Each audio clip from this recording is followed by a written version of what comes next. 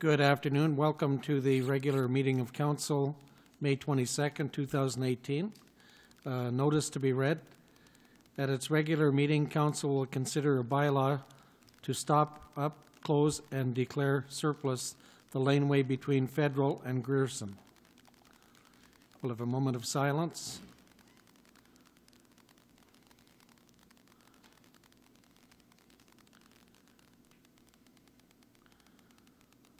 Approval of agenda. It's moved by Councillor Morgan, seconded by Councillor Mino. The Council approves the agenda for its regular meeting of May 22nd, 2018, with the removal of item 6.4a, a request from C. Morrison. All in favor? Unanimous. Any declaration of pecuniary interest? None declared. Petitions and delegations. Sue Guimau and Lynn Sauer from the 100th Anniversary Committee request to close the portion of Nipissing Lane. Sue and Lynn?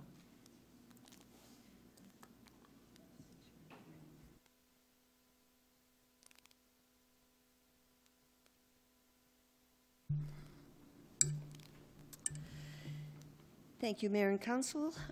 I sent a letter in requesting the closure of Nipissing Lane from Tweedsmuir Road up to Goldbelt. And the reason being is that we're hosting, with the Kirkland Lake Rotary Club, Ribfest Craft Fair on Saturday, August 18th.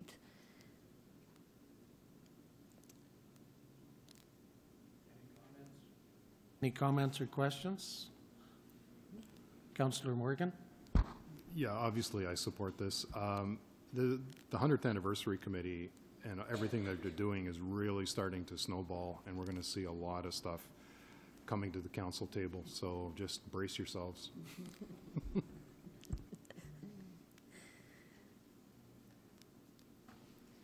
So I have a resolution that is moved by Councillor Mino, seconded by Councillor Morgan. The Council approves the request from the 100th Anniversary Committee to close Nipissing Lane from Tweedsmuir Road to Goldbelt Tire Supply Company August 17th to 19th for the Ribfest and Craft Fair event at Civic Park. All in favor? Unanimous. Thank you.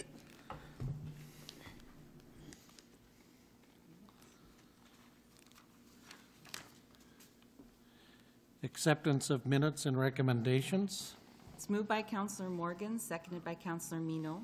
The Council accepts the minutes of the following meetings. The regular meeting of Council held May 1st, 2018.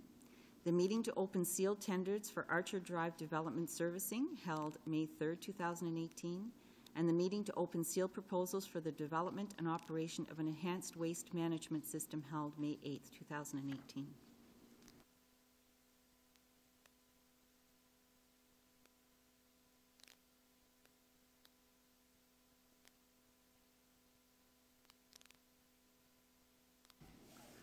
Reports of municipal officers and communications. Eric Nielsen and Elvio Zaghi. Class A Environmental Assessment Report, Swastika Wastewater Treatment Project. Thank you, gentlemen.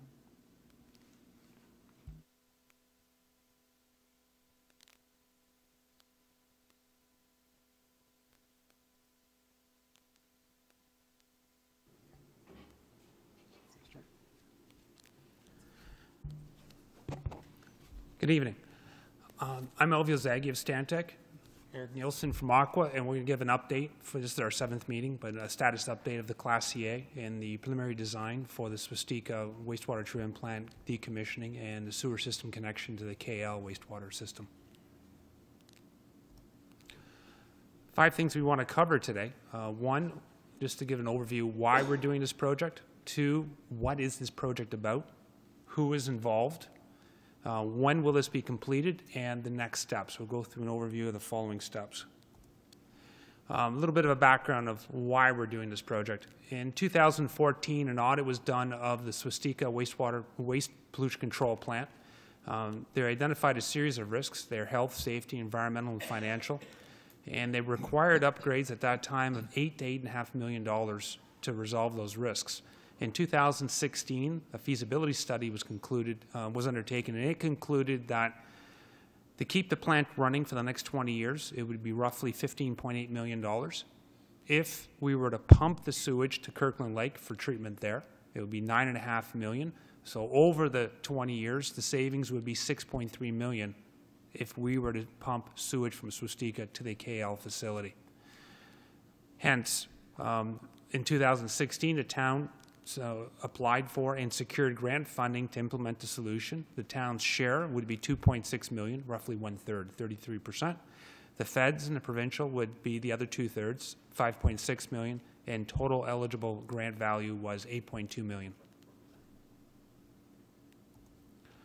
In 2017, the town commenced this Class EA, and it's a provincially mandated study, and to implement the solution of decommissioning the Swastika pollution control plant and pumping Swastika sewage to the Kirkland Lake sanitary system. If implemented, this project could save up to $6.3 million. Conversely, if we did nothing, if the project didn't proceed, then these cost savings will be forfeited. Now, what is this project about? 2 key steps at the moment. Step 1, we undertook the class environmental assessment. Again, this is mandated by the province, and we have to follow the municipal Class EA process, and public consultation is required. It's a main part of this process. And then step 2, we did the preliminary design. This defines the technical scope of the required upgrades to pump the sewage from Swastika to Kirkland Lake, and we prepared the preliminary design report. What comes next? The next steps would be detailed design, approvals, tender, and construction. I'll speak a little bit to that later. What this project, what it's about, it's going to involve 7 key things. The Swastika pollution control plant, as we see it today, it'll be decommissioned. We're going to replace it with a small new pumping station and a buried pipe to pump those local flows that gravity flow to the plant and pump it towards the Swastika pumping station. Now, the Swastika pumping station, that's where most of the sewage from Swastika gravity flows to. We would upgrade that pumping station with new pumps and related equipment, and we would pump the sewage to the Kirkland Lake wastewater treatment plant. 3, there will be a new buried pipe, a wastewater force main, from Swastika to Kirkland Lake along Highway 66 and Government Road. In the middle, near the intersection, number 4, there's a new pumping station near the middle where the intersection of Highway 66 and 112. We would put a new pumping station there with the provision for local sewers to a local sanitary sewer to service the properties there. And again, we would use that same new buried pipe. In the Chappie Hughes, we would upgrade that pumping station, and again with new pumps, new electrics, but also we would use that same buried pipe to get it towards the Kirkland Lake sewage plant. And there would be that new buried pipe would run along Government Road to Archer Drive, along Archer Drive down to the Kirkland Lake wastewater treatment plant. And then Kirkland Lake wastewater treatment plant, we would look at operational improvements. As part of that, there are some other pumping stations that we're looking at within Kirkland Lake. There's 4 other ones, 3 other ones I should say, what's been mentioned here. And we're also looking at that of what the long-term upgrades would be there, and if there's anything we can do now to save you money later. So we're taking that into account. For step 1, that Class EA process, it's a mandated process. There's 5 steps or 5 phases to it. We are doing number 1, 2, and 5. That is all that's required for this type of project. It defines the Schedule B project. And we will, in step 1, we're going to identify the problem or the opportunity. In step 2, we would identify and evaluate the alternative solutions to address that problem and select a preferred solution. That's where we are today. We've put forward a preliminary solution. And then from there, we go to design and construction. We've already started. We're near completing the pre-design, and I'll speak to that. Again, this is the provincially mandated Class EA process. You'll see the 5 phases. We're doing phase 1 and 2 that I just spoke to, and that allows us to go through a Schedule B, and we follow the flow chart, and it goes right to the end of implementation, which is design and construction. In the EA, the work completed, phase 1 is the problem statement. That problem description was defined, so it's done. And phase 2 is the alternative solutions. We identified and evaluated the alternatives, and we selected a preferred solution. We undertook public consultation. We had a contact list prepared of interested stakeholders, other elements of government, First Nations, other agencies, and we circled the information to them. The First Nations communities were contacted and info circled to them. Also, we sent a questionnaire along to those properties along 66, Highway 66 near 112 to ask them about their interest in connecting. And we held a public meeting on Wednesday, December 13th in 2017 in Swastika to explain the project at that time. The recommended preferred solution, I'm going to walk you through this. Number 1 on this graph, and this goes from left to right, Swastika to the far left, and to the upper right is Kirkland Lake. First is the Swastika wastewater pollution control plant. We're going to decommission that plant, and we'll build a small new local pumping station. There is gravity flows that go to that plant from the campground and about 20 homes, and that would be redirected, and we'll pump it back towards the Swastika pumping station. That is number 2 on this graph, on this image. That Swastika pumping station, we're going to upgrade that with new pumps and equipment, and then there will be a new buried pipe to extend it all the way to Kirkland Lake.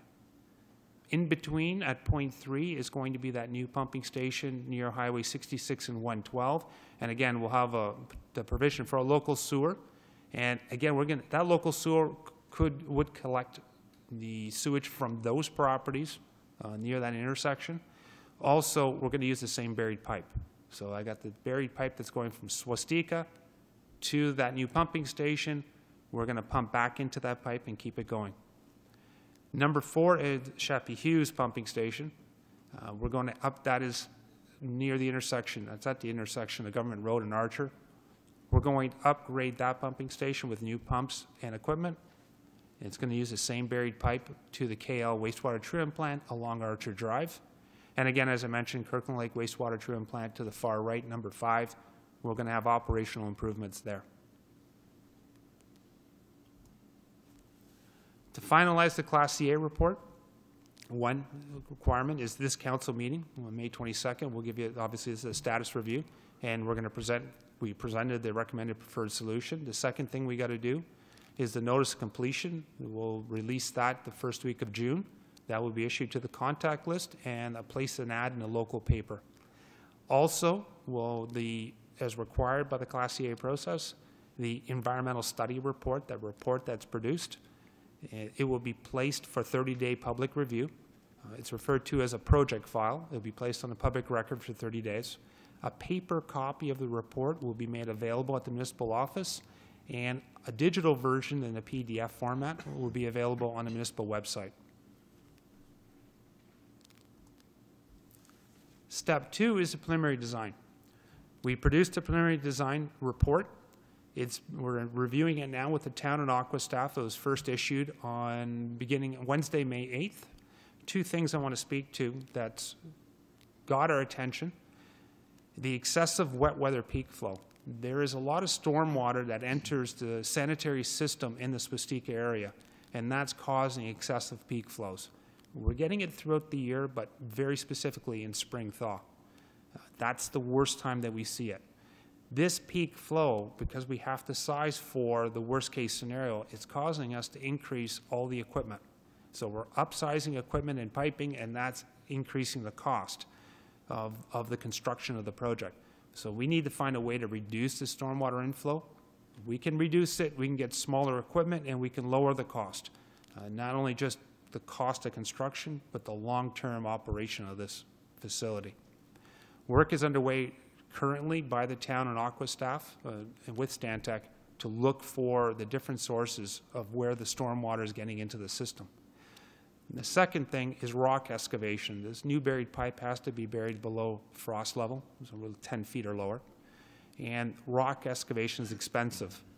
We know that because it's from the outcrop, and we know this area, there's a lot of rock we got to deal with. There's a high uncertainty with how much rock we have to remove for that part below ground that we cannot see, and there's a high cost to it. We're going to undertake a geotechnical investigation and topographic survey to determine the buried rock profile and the quantity of rock to be excavated. That'll enable us to fine-tune the routing of the new buried pipe. If we can snake or, move left or right with this pipe so we can remove less rock, we reduce that rock excavation, we're going to save a lot of money. So that will happen in the coming June and July. So speaking to the peak flow, if we don't tackle this and find out exactly where this excessive wet weather comes in, and it's only for certain dates during the spring runoff, if we don't find it, it's a significant increase to the cost of the project, and you're going to see that in the next few slides. Mr. Morgan's already seen it. So it's something that we don't want to find. It's something we have to find. And so before we move forward with the project, I think it would be wise, if we can't find it, if I can't find it along with town staff, if we can't find it and nail down the actual source, then, I would strongly consider hiring experts who can. You know what I mean? There's got to be somebody in the field that's able to find it, because if it costs, $50,000 to find it, and we save millions on the project, it's the wise thing to do. And long-term costs, electrical costs and everything else. So I just want to point out too that the expenses to date have been kept very well under control. So it is money that would be taken still from within the same pot to the greatest extent possible. We'll be very careful with that, but we do want to solve the problem. So when we look at the construction cost, and there's a lot of numbers here, and 3 bars, the 3 red bars, these are there's 3 bars and 2 big cost drivers: that peak flow oversizing because of the wet weather, the stormwater getting into the system, and the rock excavation. So we flagged these 3 items to be the cost that cause us the most to worry. It's what's driving the cost of the overall project. And as Eric mentioned, and we're going to now pause and let's find a solution here to reduce these flows. And we want to stay, if we can stay in the low cost range, then we're going to be under budget. But we got to be mindful here that the rock excavation and the oversizing is really driving the cost of this job. Project status review to date. Again, from a schedule perspective, the Class EA is complete. After this council meeting, we're going to issue that notice of completion and place the report on a 30-day review. The preliminary design is essentially complete. We need to resolve that inflow problem and reduce the wet weather peak flow. Then we can right-size the equipment. They're reducing the wet weather peak flow. It's ongoing. We got 2 months to investigate and implement a plan to reduce these flows. We're finding small flows, so we've looked already, and we're finding a bunch of small flows. These small flows do add up, but we think there's probably a big one to be had. I'm trusting we're going to find it. When the survey and geotechnical investigation, now that the snow is cleared, we will undertake this work in June before starting the detailed design. When we get a better handle of that buried rock profile, then we'll know what's the best alignment of that new pipe going along Highway 66, and we want to reduce the amount of rock excavation. From our standpoint, engineering budget, steps 1 to 2, we're under budget right now. We've got 40% unspent. We spent about $184,000, and our budget was $323,000. So we're pretty good standing right now. Next steps moving forward, as I mentioned with the Class CA, we're going to finalize this in the month of May. 30-day review will happen in June. We're going to reduce the wet weather peak flow that happens in July. Again, the upsizing of the equipment, high cost. We're going to find at least sizable pieces of the inflow. I'm not going to say we're going to find all of it, but we're going to find a good chunk of it. And we'll take some corrective action. There's some stuff that can be easily done. Some stuff will be more complicated. And 3, the geotechnical investigation and topo survey. That's going to be done in June. That rock excavation is the high cost item that we need to get a handle on. If we can establish that rock profile, that buried rock profile, and how best to route the buried pipe to reduce rock excavation, that'll pay for itself. There's a lot of money that is, we're looking contingency into rock removal, and we want to stay clear of that. Next steps coming up, detailed design. We're saying June right now. We want to defer that 2 months. Let's spend some time to find where these peak flows, where the stormwater is getting in. If we start detailed design in June, approvals and tender will be fall and the winter. That'll enable us to hit next year's construction season in 2019. Post-construction in 2020, this new works will be operational in that year of 2020. I did that pretty quick. If there's questions. Councillor Morgan? Yeah, Elvio, I was just wondering if you could elaborate for people just a little bit more on why some of the concerns when it comes to sizing that equipment for the peak flows, because we talked about a lot of different things, and I think the public would find that interesting as to, you know, things like twinning the line and the flow and those things that I don't think the average person would be aware of. Okay, if we look at the data now for Swastika, your historical flow data. Sorry. Thank you. If we look at your historical flow data for Swastika, give or take, we're running about 20 liters per second, roughly. Bear with me with these numbers. When we get these spring thaws and a lot of water getting in the system, we go up to 80 liters per second. So it's 4 times the flow than normal. And that could be maybe just a few days. Sometimes it might go for a few weeks, depending on what your spring thaw is like. That has the effect of upsizing all the pumps. So now, if we were to size for 80 liters a second, it's driving all the pumps very large. It's approaching now 200 horsepower to get those series of pumps all the way to KL. It's making the pipe get oversized. Now, we started looking at the idea of, could we twin this pipe? Make a small pipe for normal flows and then a big pipe for these big flows. Yes, we could, but that's adding extra cost too. And what's driving the cost, flow is driving the cost, but now I got big pumps. I may have to put a big pump that may only work for a few weeks a year, but nevertheless it's there and I'm paying for that. If I have to put a very large pump in, 60, 70, 80 horsepower, where maybe you only needed a 20 horsepower, I've got to put all the electrics in for that big. That means a bigger generator. That means more panels. So it has a snowball effect of adding everything.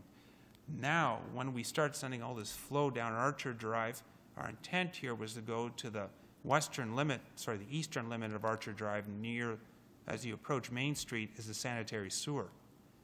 That stretch of the sanitary sewer towards the bottom of the hill by the KL Power, it's pretty flat there. That sewer has been sized for about 50 liters per second. Our peak flows could be as high as 80. So now we're going to overload the sewers down in that end of KL, where those sewers were intended to service industrial lands. So we don't want to consume all that capacity either. So there's a whole cascading effect. I don't know if I covered everything that you wanted to see. Just because one of the things that I learned through this process was that it, you know, sort of street logic would tell you that, okay, you just build a pipe and you use as much capacity as you need whenever you need it, but that's not the case. I mean, if the pipe is oversized during the rest of the year, then you end up with additional problems that I wasn't aware of. Let me elaborate to that. If we start oversizing the pipe for that 1 month a year, the other 11 months, these very little flow, and then you're going to get whatever solids and those types of things are normally found in normal sewage, they start to settle out. Then it will cause a buildup in your pipe. In the short term, you'll get odor problems. In the long term, that pipe needs to be cleaned because this buildup will start to fill in your pipe. Normally, a pipe that's short, not a big deal. But if you're doing a longer pipe and it needs to be cleaned, that's not an easy task to do because you have to take it offline to clean it. But it's always an operation. So it's a very difficult thing to do and it's costly. And it's something that we stay away from. There's risks. Whenever you oversize equipment, there's always risks to doing that. Even the aging of the material, by the time it gets to town, it's not as healthy as it was earlier. And so it's hard on the plant. The plant's not going to be happy to be receiving this material that's lacking oxygen. So now it affects the performance of the plant. Another thing is, you know, the Ministry of the Environment is well aware of this project and knows what's going on, and they know approximately the Swastika flows. But when we say And by the way, there may be a few weeks or a month of the year when there's these excessive flows. Now they're going to say, okay, well, how are you going to treat that? So that, you know, they'll be questioning the entire project. Elvio? Yeah, thank you. On the financial side of things, the financial slide you had, is that the worst case scenario? Bear with me as I find it. Yeah. And what we've done is we've calculated, broken down the project into its pieces, and we looked at what the high and the low range were and what we think the average is. So that's an average, so it's not a necessary. No, we got the high range in there, and the high range is in the right side of the column. Yeah. And what's driving that is the oversizing of equipment because Yeah. of the peak flows and the rock removal. That's the worst case scenario. Yeah. Okay, so because if I was going to ask you the next question, if it goes above that, how does the funding formula work after that? I don't think I wouldn't say we'd go to construction if it was that high. Okay, so you've budgeted, and so we would not expect. And keep in mind, right now, we're at the very beginning of this design, Yeah. but once we can get this survey down and get the geotechnical work, we can start nailing down what the equipment, well, what size, what amount of rock excavation there's going to be, and we can firm up these prices. Right now, this is probably a 20% type cost estimate. That's why the big variance. But we're comfortable here that we're going to draw down the cost of rock excavation if we're smarter about it, and we will be. And right now, we know we're at 20% point, and we know we're oversizing too much for peak flow. It's just not right. So from a financial perspective, we will not go over the maximum estimation. No, we won't go over. Okay, thank you. Any other comments or questions? Thank you, gentlemen, for bringing us up to date on this project. Eric, while we've got you on the hot seat, it's not to do with this project, but Kirkland's favorite topic, brown water. I understand flushing started today. Haven't heard the phone ringing. No, and I spoke with a couple operators who were flushing, and they said they have a noticeable difference from last year's spring flush, where it's clearing up very, very quickly, which is a good sign. And they said the one thing they did see was a few bigger chunks that did come out, which is another good sign, because that means that it's enhancing our pipe and cleaning our pipes out. So good news on that. Also, with respect to that project, now that the ice is lifted, the manganese levels in the water have really, really dropped off significantly. So now we're in turn dropping off our dosage, right, to nail that down. But the interesting thing about this now is to see how it's going to handle, because apparently it'll reduce our trihalomethane production as well. So now that's going to sort of be phase 2 of the project, and see how successful it can be with that. So, and so remember the wrap up for the test will be done in June, and then perhaps at a July or August council meeting we'll give you the good news on that. Okay. Good news, Eric. Thanks for bringing us up to date on that. Good. Thank you, gentlemen. Oh, sorry. Oh, yeah, the microplastic project. Yeah, so just Sorry. a quick update. Aqua, we're mandated by the Ministry of Environment to seek new technologies and to stay abreast of emerging issues with respect to the environment, especially with respect to water. So the latest thing is these microplastics in water, and it can be from microbeads, you know, from the dissolution of plastics into the water, and even now it's even, you know, macro pieces. So, you know, not to the human eye, you know, measured in micrograms per liter, very, very small amounts. You know, there's evidence that it's airborne and it falls into the water and everything else. This is new technology. The reason they chose, so U of T, I'm on a bit of committee with them. They said, well, we need a lake where we can sort of have a baseline, something that's going to be rather clean and unaffected by a sewage plant or other industries that may donate plastic into the water. So we said, well, I got the one for you because Gull Lake is well protected. You know, we're far up north. We shouldn't have as much air pollution as we see in some of the cities. And so they've chosen Gull Lake as sort of their their base test, and we're going, so throughout probably August, right up to freeze up and through freeze up, they're going to do a whole bunch of testing at different levels of the lake, at different areas of the lake, and to see what kind of microplastics are present in the water. And then from there, they can also see, well, we have a rather top-notch conventional water treatment plant, and they can see, okay, here's what's coming in and here's what's coming out, and so then now they can assess which type of treatment is the most successful in removing plastics as well. So it'll be a good test, and we'll keep you updated as we go. Are we the only community in Northern Ontario that they're doing that particular type test? That's correct, yeah. That's Yeah. good. And then, and also, we're going to look at it in Moose Factory as well. So to see what happens at the extreme north, from all of the water, what happens up there. So it's interesting. You know, we have to find out, so. Okay, thank you.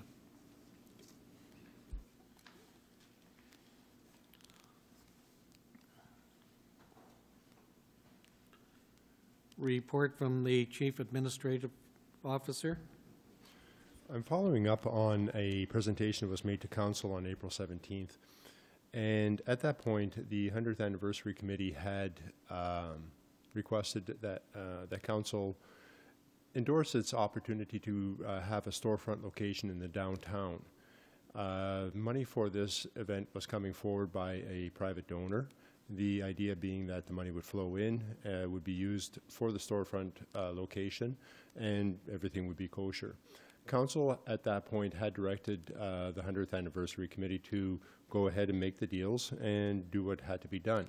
That didn't work out simply because there were some issues that required the town to be an actual and active partner in this, and that issues like that include the issuing of the charitable tax receipt, use of municipal insurance, etc. So in this report, we're bringing it forward that the town has taken the lead. We've engaged our solicitor to draft up a lease. We've talked with the insurance companies. We've lined up all the steps that have to be done, and we're bringing it forward and asking Council to provide us with direction to consider an approved bylaw 18-082 to enter into a lease agreement with Doug and Doreen Hartley for the storefront at 13 Government Road West, or to defeat that bylaw. If it is defeated, it would probably bring that particular project to an end.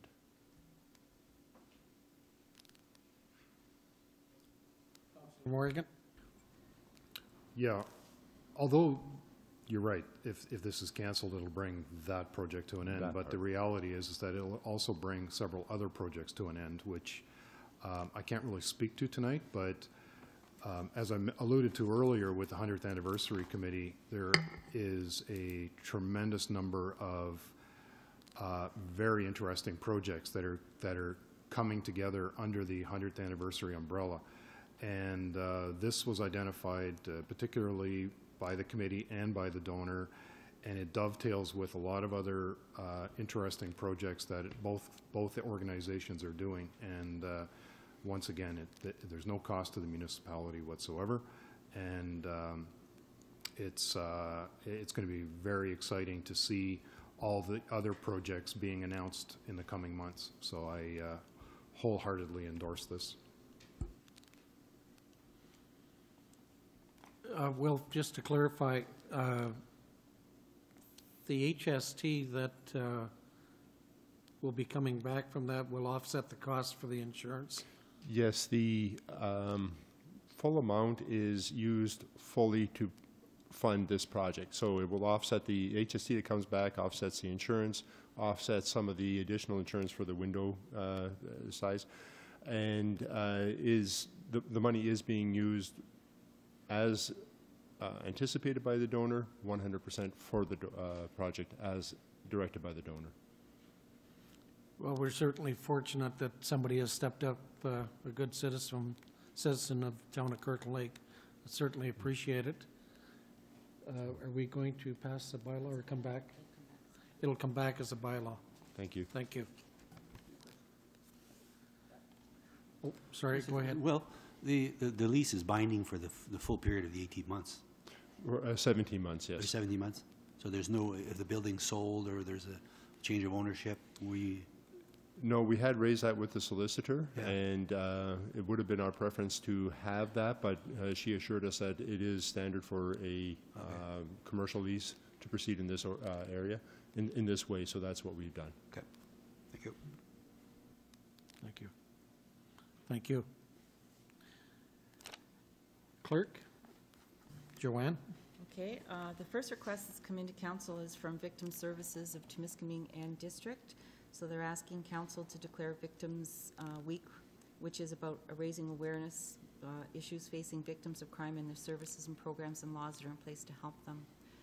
So I have a resolution that is moved by Councillor Mino, seconded by Councillor Morgan, that council declare May 27 to June 2nd, 2018 as Victims and Survivors of Crime Awareness Week in and for the town of Kirkland Lake. All in favor? Unanimous? The next issue, the next request comes in from the Minister of Senior Affairs. This June 2018 is the 34th Annual Seniors Month. It is now one of the things that they are sending around to all communities, asking for council to declare it as a month.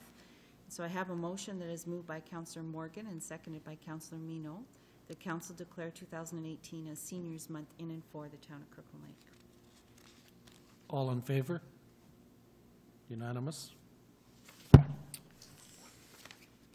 The next item comes in from Government of Ontario. They're declaring National Health and Fitness Day in Ontario. It was formalized in 2014, and it's usually the first Saturday in June, and they're asking for council to declare it as a day, but also to allow for free fitness programs in the community. So I have a motion that's moved by Councillor Mino, seconded by Councillor Morgan, that council declare June 2nd, 2018 as National Health and Fitness Day in and for the town of Kirkland Lake, and that the Director of Community Services offer use of the community complex free of charge. All in favor? Unanimous?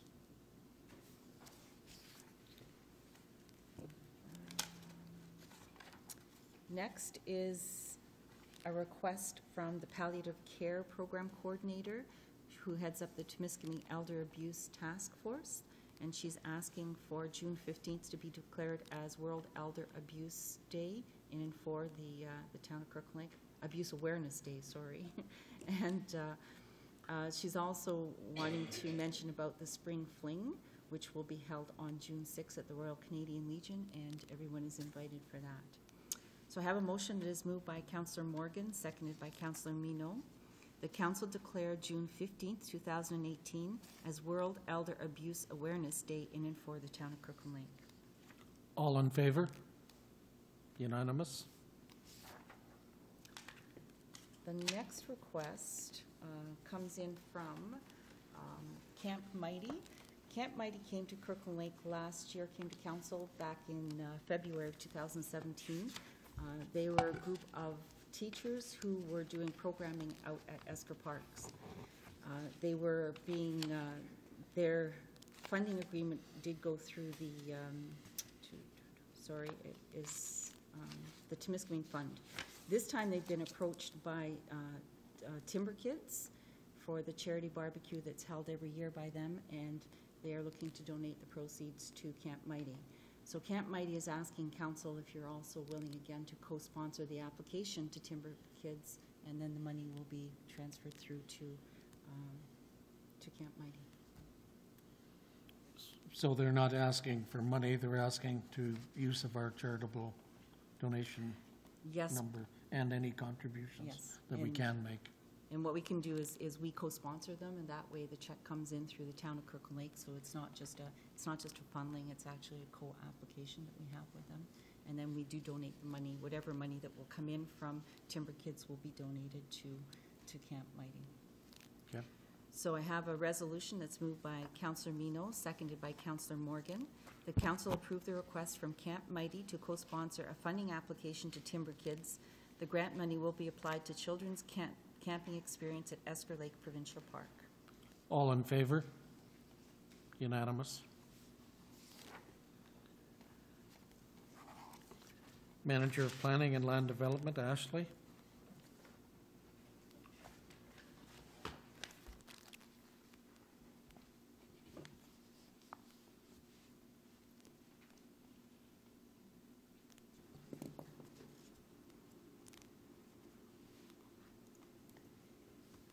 Okay. Uh-oh.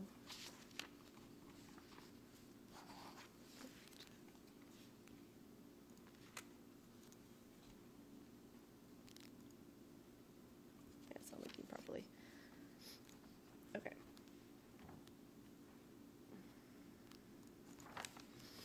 So my first report is actually a request to stop up and close the laneway between Federal and Grierson. This actually is a follow-up to a previous report I brought to council regarding the laneway to the south off of Federal Street. So it's sort of connected. When we went to circulation, the adjacent property owner actually had interest in purchasing the back, but also was looking at purchasing the side. There's currently an active lease on that property, which she is leasing, so she's now interested in proceeding with purchasing that along with the back portion of her laneway. So this request is simply to stop up and declare it surplus. There are no services throughout it, so it should be a relatively easy one to proceed with. Is there any questions from council on that one?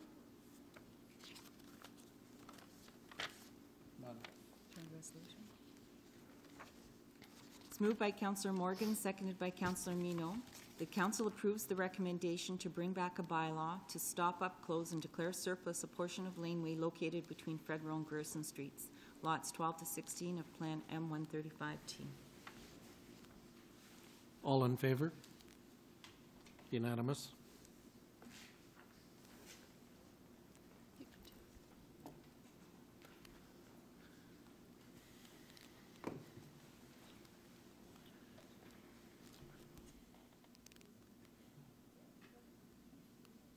So Ashley, Dixit, and Steve are going to speak on behalf of the Archer Drive Development Service Project. Yes. Yeah, so I bring up the report to award the Archer Drive Development Servicing Project. So recommendations is that the tender for the Archer Drive Development Servicing Project to be awarded to the Patterson Construction. It was at $310,995 plus HST. And this budget implementation this is 45% funded from the NOHFC and 45% from the FEDNOR, and 10% is going to be a town share, because this project is totally for the proposed development for the industrial lot for the FedEx and the proposed 2 lots for servicing them. And so background of the project is that Town Economic Development Department secured the funding from NHOFC and FEDNOR to extend the municipal sanitary sewer services on Archer Drive, and the purpose of expanding is to business opportunities along the Archer Drive, including FedEx and Artisan.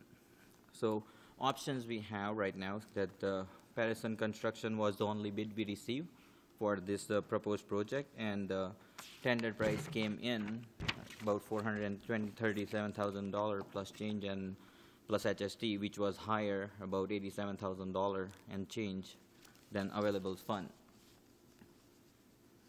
which was allocated for the construction, because we did during this project we have the EXP services from the New Lisker, which is looking after this project for the project management and design purpose and everything, and they also are the one who put up the tender documents together and everything. We already told them that this is the money going to be allocated like to the construction towards all the funding, and then after the tenders come in, so we weren't able to go back with the Patterson and talk with them about, with the help of EXP, that there is another additional item, which is the backfill material, because this proposed service is not going to be located on the roadside. It's going to be on the side of the road. So basically the existing ditch are too wider right now, which proposed so we can reduce some bedrock, right? Because we have lots of bedrock up there.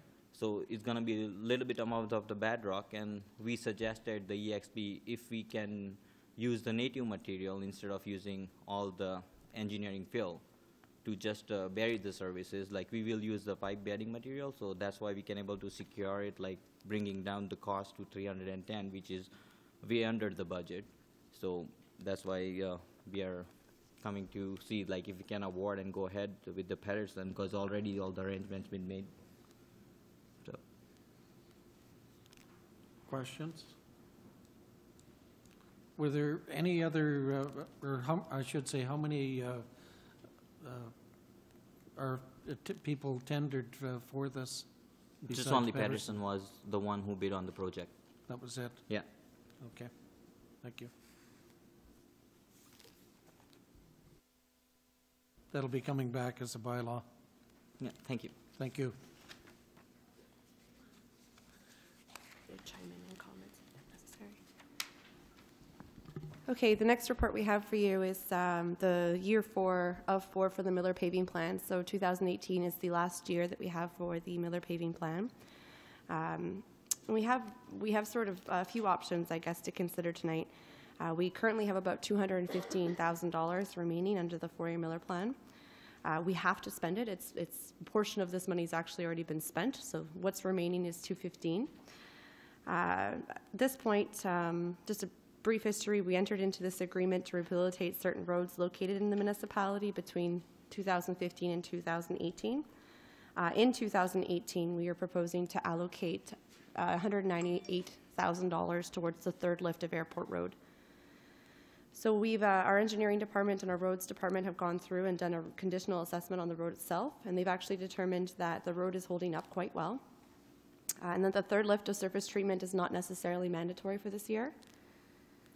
So the proposal on this was to go ahead and fix 160 linear meters of cracks on Airport Road through crack filling, and then instead direct that money that we were going to put on the 3rd lift of Airport towards another project. So originally, Main Street was actually proposed in the 4-year Miller plan. This was something that was reallocated to a different area in town. So we are proposing that perhaps we look at putting a portion of the money remaining on Main Street. It is approximately 34 years old. The pavement is showing excessive deterioration and is past the point of repair. So we've given 2 budget figures there just to give you a rough idea of how much it would cost. The 3rd option that we thought about, because we had to go ahead and redirect traffic through Harding Avenue, was to look at perhaps doing something beneficial at rehabilitating that area once the connecting link construction is complete. So the options there would be to either do double lift surface treatment, including pulverizing and grading for about $60,000, or do a single lift of 50 millimeters of paving, which will include pulverizing and grading at $150,000. There's also the option of completing the Main Street project, then using the grindings from that project and applying it to Harding, which would be about $15,000. So the best quality within our remaining budget would be the single lift of the 50 millimeter paving in my mind. And if we proceed with that option, there is approximately $65,000 remaining that could be applied to a portion of Main Street or other areas in town. We're just looking for council's direction on which way they'd like to proceed with this. And I do have Dixon and Steve here to talk pavement if anyone has any questions on that. Councillor Morgan? Yeah, just going to comment, and I hope my neighbors don't lynch me, but Harding, I think the issue with Harding is more on the subsurface than necessarily the surface, and I'd be very reluctant to spend money on surface treatment without first fixing the road base. And we know that in the future there is water and sewer and storm and everything that's going into Harding eventually, once we get the problem sorted out at the south end of town. So I'd be really reluctant to spend the money on Harding. As much as I'd love to have Harding paved and all the rest of it, I just don't think it's money well spent at this point. So my vote would be to certainly Main Street. We know that the road bed there, I think, is very stable and it's in very good shape and it's relatively modern.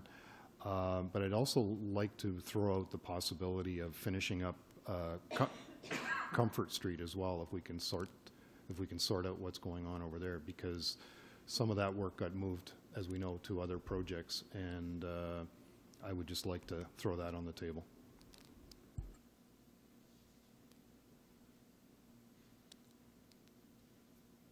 that coming back as a bylaw Resolution. or resolution?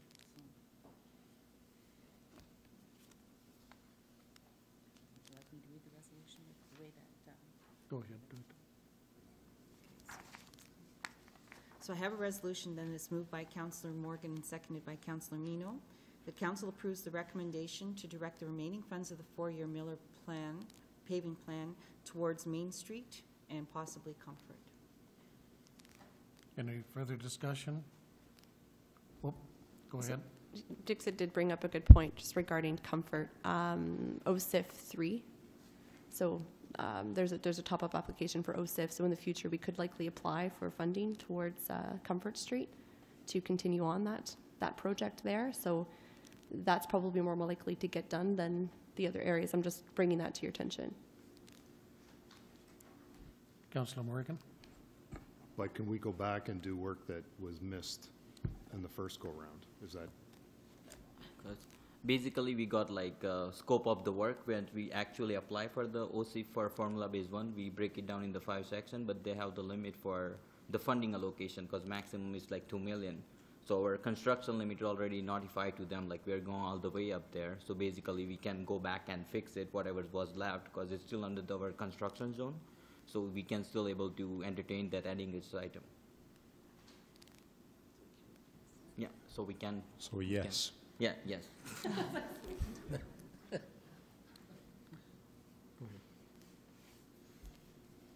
Okay. So, Councillor Mino? like, I'm supportive of what Todd's saying in terms of the Main Street, but is Main Street and Comfort both fall within that allocated 215?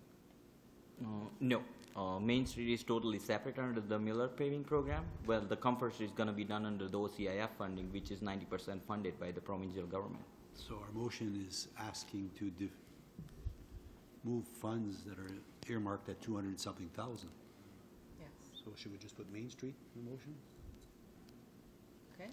I would, you know. So then it's moved by Councillor Morgan, seconded by Councillor Mino. The council approves the recommendation to direct the remaining funds of the four-year Miller paving plan towards Main Street. All in favor? Unanimous?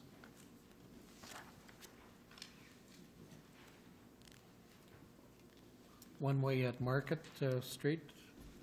Ashley? Yep. This one actually came to council at the last meeting, so I promised a report that provided some options for us to consider. This was a request made by Albert Bro. It's basically to make the Market Street from Government Road heading north to Water Lane a one-way street while retaining parking on the one side.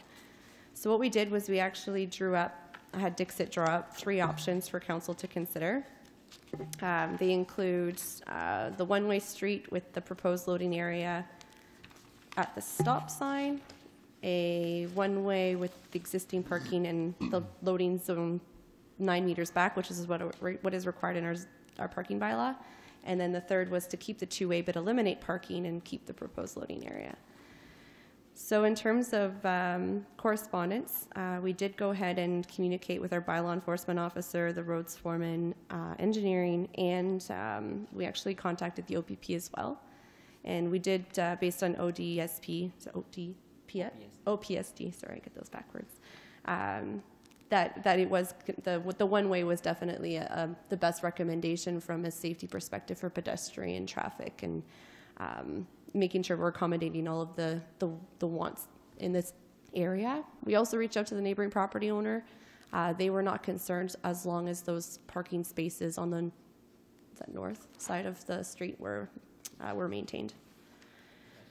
So in terms of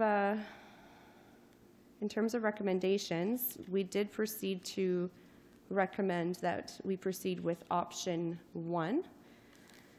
There was also a request made for a designated area for the pickup of furniture from the customer standpoint. So we ran into this issue as well with Northern Bargains, where people were parking in the loading zone. They were normal vehicles parking or personal vehicles parked in a loading zone for unloading and loading purposes. But to meet the definition of the loading zone, it's a commercial vehicle only. And what would happen is these personal vehicles would be parked there when a commercial vehicle was trying to find parking and they weren't able to load, so it was causing some conflicts. What we did for Northern Bargains was actually designate a space, not municipally, but we did offer to post a sign. I believe Northern Bargains still has the sign on the angled parking, the first angled parking on LaBelle, and it's designated as a drop-off pickup area. So I said we could probably do the same thing for Mr. Bro, and my location would be just south of that proposed loading area on option 1. Just put up a sign there to prohibit people from parking there, have it designated as, you know, a sign saying pick up, drop off for the furniture store specifically. And unfortunately, we're not going to be able to enforce it, but it does give him a little bit of a area to provide his customers with. And just having spoken with Mr. Bro before the presentation today, there was a further request to locate a loading zone on Water Lane, been behind of the property. My understanding is that they'd be doing inventory drop-off there because it's a basement level, and then they'd have an upper level to load as well. So further to the request I've made to council is whether or not they'd be favorable to putting in something on Water Lane as well, so long as it, you know, it met the minimum requirements, the parking bylaw for setback, bylaw enforcement, roads. Everybody was on board that it was a safe place to put that loading zone. Is there questions? Councillor Morgan? Yeah, Ashley. I like the fact that we've got, you know, we've accommodated a loading zone. I think that was important. Getting it off the sidewalk. We're maintaining the parking spaces. My concern is with the one-way going in that direction. That's the last ability to exit Water Lane after you start Water Lane. So if you start Water Lane at Prospect Avenue, if we put this one-way street this direction, there's no escaping Water Lane. Yeah, it goes further. What people are going to do then is they're going to cut through A1, and then they're going to come to Government Road, which is an intersection where we've identified that we don't want people turning left off of Water Lane. So is there an opportunity to reverse the one-way? The recommendation from the OPP was for it to go south because you want to avoid the visibility of the hill turning right. No, it's going north right now. Yeah, we want it to go north, sorry. North. Okay. Yeah. Sorry. I'm trying to help you here. I'm so sorry. Usually it's only east and west. Yeah, so going north was recommended by the OPP because they don't want to see is the traffic coming in the other way. And bylaw enforcement also recognized this, was the turn onto Government Road was difficult to make. Yeah, and I don't necessarily disagree, but I think the other way is even more problematic because you've got no escaping Water Lane. Once you turn onto Water Lane, then you're committed right through until Government Road, and then you're committed right through until probably McChesney or Elwendig. Yeah. So that's a bit of a problem. Like, I Okay. know I use that street a lot myself. I know there's a lot of other people that use it. Yeah. When you're, circling to try and find a parking spot on Government Road. Yeah. I should mention that we did get comments as well through email that one individual did comment specifying that it was going to be an inconvenience for people driving because you do have that two-way traffic right now. Yeah, and I mean, maybe we need to look at making Water Lane one-way. I mean, because this is going to be really kind of confusing. So, I mean, I'm not convinced that this is the perfect solution yet, but, and certainly I'd be willing to entertain another loading zone at the back as long as it meets all the requirements. But I'm still, as far as the one-way going north, I'm just not that comfortable with that. So just throwing my 2 cents out there.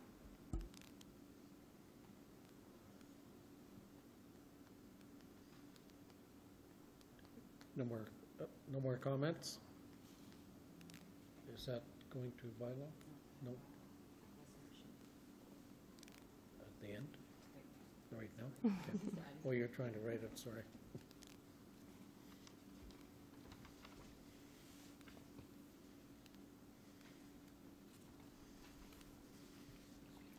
You're good, yeah. Thank you. Okay, so it's moved by Councillor Barker, seconded by Councillor Minot. The council approves the request to amend the traffic and parking bylaw to modify Market Street to one-way traffic only, traveling north as per option number 1, with a proposed loading zone on Water Lane if it can be safely accommodated by staff. All in favor? Opposed? It's passed. 3 to 1. Passed.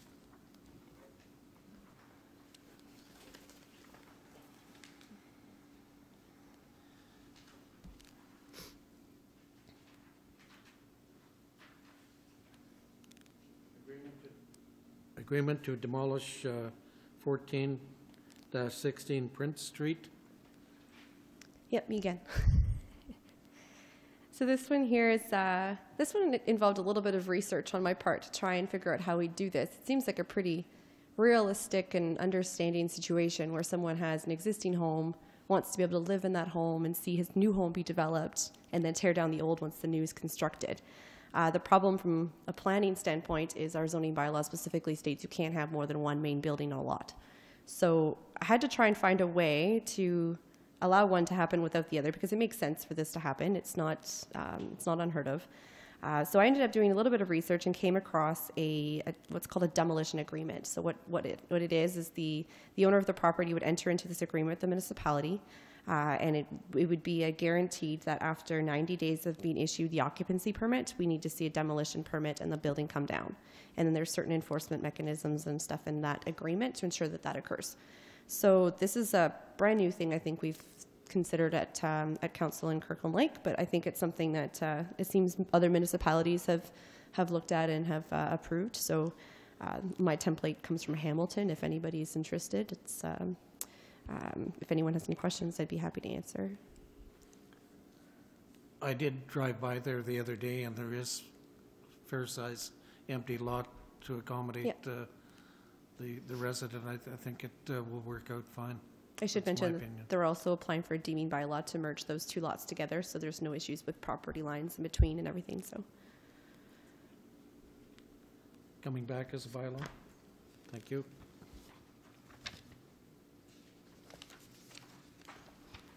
Ashley, processing of application for waste bins and municipal properties. yes, this is another report I promised council from last meeting. It's something I've been working on for a very long time, so we did have a lot of information already set aside.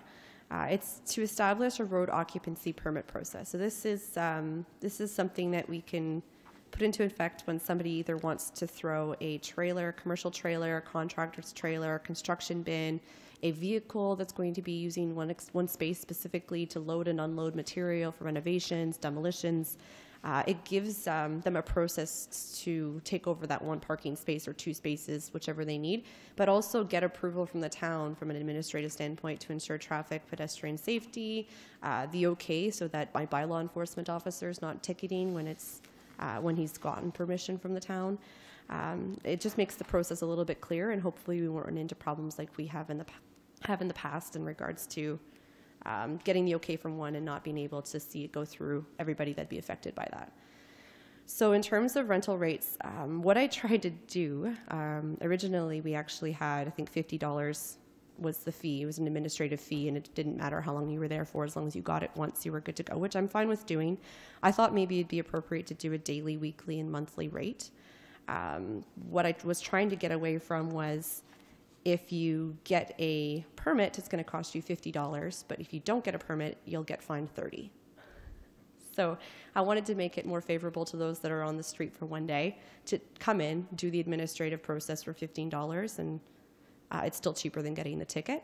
I should mention that Craig does have the ability, or my bylaw enforcement officer has the ability to go out and find on a daily basis that it's there. So I mean, that $30 could become $60, could become $90, but I figured that this was a little bit more, you're there for a day, $15. To be there for a week, it's about $75. I figured it was appropriate. Are there questions with this one?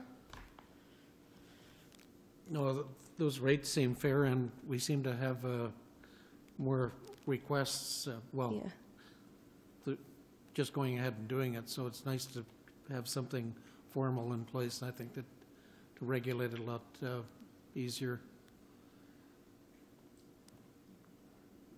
Councillor Mino. Actually, at one point, you said that you would actually give warnings to people who were contravening this. Are we going to maintain that practice? Yes. So obviously, it's not going to be common knowledge for these to Right. just go through this process. So yeah, there will be a, hey, heads up, did you know you have to come to the town to go through this process? And we'll be letting contractors aware, or make them aware of this as well. We do have a list of general contractors in the town, so we can make sure we send notice to them to let them know that this is in effect. Second question is, for example, say somebody wanted to put in a chip truck or some kind of food dispensary, Different process, but they're not going to be included in this, No. right? So different process so entirely. the bylaw is specific enough to exclude that. Yeah, this is specifically for construction bins. I'd like to keep it related to demolition or renovation projects. okay. So that's what it is for now, but if there's, some need to change it later, we can certainly look Okay. at that. Thank you.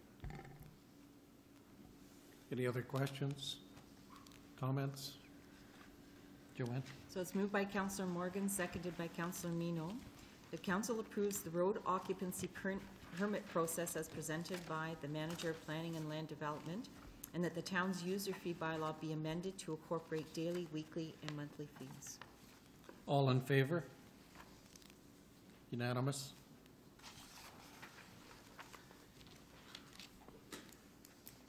Introduction and reading and consideration of bylaws. Joanne? Moved by Councillor Mino, seconded by Councillor Morgan, that bylaw 18-075, being a bylaw to deem lots at 5041 Goodfish Road as part of a registered plan not to be registered, be read a first, second, and third time enacted and passed. All in favor? Approved, unanimous? It's moved by Councillor Morgan, seconded by Councillor Mino, that bylaw 18-076, being a bylaw to authorize mayor and clerk to execute a funding agreement with the Ministry of Seniors Affairs, be read a first, second, and third time enacted and passed. All in favor? Unanimous? Moved by Councillor Mino, seconded by Councillor Morgan, that bylaw 18-077, being a bylaw to authorize mayor and clerk to execute a funding agreement with the Minister of Community Safety and Correctional Services for the Community Policing Partnerships Program, be read a first, second, and third time enacted and passed. All in favor? Unanimous? It's moved by Councillor Mino, seconded by Councillor Morgan, that bylaw 18-078, being a bylaw to authorize an easement agreement for Kirkland Lake Gold, KO Gold, at King George Court, be read a first, second, and third time enacted and passed. All in favor? Unanimous? It's moved by Councillor Morgan, seconded by Councillor Mino, that bylaw 18-079, being a bylaw to authorize an easement agreement for St. Andrews at King George Court, be read a first, second, and third time enacted and passed. All in favor? Unanimous? It's moved by Councillor Mino, seconded by Councillor Morgan, that bylaw 18-080, being a bylaw to authorize mayor and clerk to execute a contract with Pedersen Construction for the Archer Drive Development Servicing Project, be read a first, second, and third time enacted and passed. All in favor? Unanimous? It's moved by Councillor Morgan, seconded by Councillor Mino, that bylaw 18-081, being a bylaw to deem lots at 14 and 18 Prince Street as part of a registered plan not to be registered, be read a first, second, and third time enacted and passed. 14 and 16? Prince Street, sorry. Yes. So it's deem lots at 14 and 16 Prince Street. All in favor? Unanimous? It's moved by Councillor Mino, seconded by Councillor Morgan, that bylaw 18-082, being a bylaw to authorize mayor and clerk to execute a lease agreement with Doug and Doreen Hartley for the 100th Anniversary Committee storefront headquarters, be read a first, second, and third time enacted and passed. All in favor? Unanimous? It's moved by Councillor Morgan, seconded by Councillor Mino, that bylaw 18-083, being a bylaw to authorize mayor and clerk to enter into a demolition agreement with Mr. and Mrs. Gryzga for the property at 14 and 16 Prince Street, be read a first, second, and third time, enacted and passed. All in favor? Unanimous? Any notice of motions? None declared?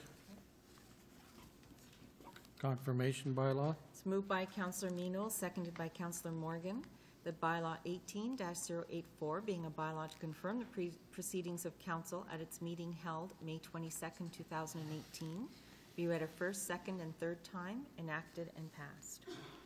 All in favor? Unanimous?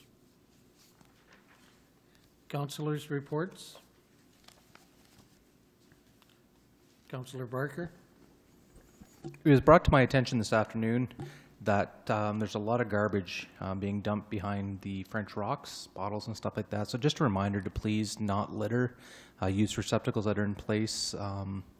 Shouldn't have to say this, but here we are today. So that'd be gratefully appreciated. Thank you. Thank you. I'd just like to congratulate KL Gold Holt Taylor Complex for the winner of the Kirkland District Mine Rescue Competition. Congratulations. No other reports, additional information, none declared. Adjournment. Moved by Councillor Morgan, seconded by Councillor Mino, that council adjourn its regular meeting of May 22nd, 2018. All in favor? Unanimous, adjourned.